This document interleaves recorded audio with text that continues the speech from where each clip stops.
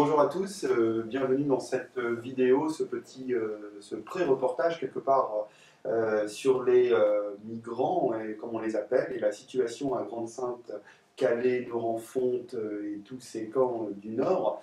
Nous accueillons aujourd'hui le docteur Richard Mathis. Donc Richard est déjà venu faire une conférence chez nous à l'UFA-Lille, et nous souhaiterions avoir quelques une sorte d'état des lieux de la situation à Calais, à Grande-Synthe et dans les autres camps que j'ai cités.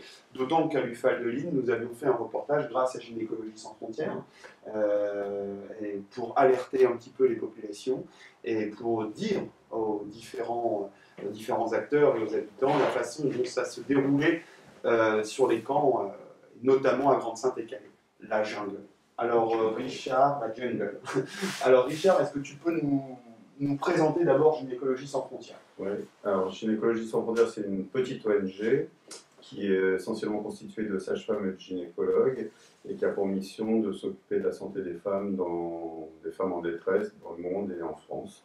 Et donc à ce titre, donc, on intervient surtout sur des missions de formation-développement, de formation des professionnels de santé dans les pays où il y a de la précarité de la prise en charge obstétricale.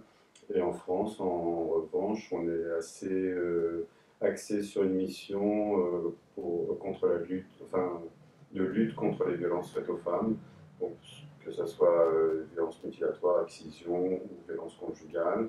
Et donc on forme et on sensibilise les professionnels de santé sur leur rôle vis-à-vis des femmes victimes de violences. Et c'est à ce titre de ce type de mission qu'on intervient dans les camps de Calais pour prendre en charge la santé des femmes, mais aussi l'aspect prise en charge des femmes victimes de violences.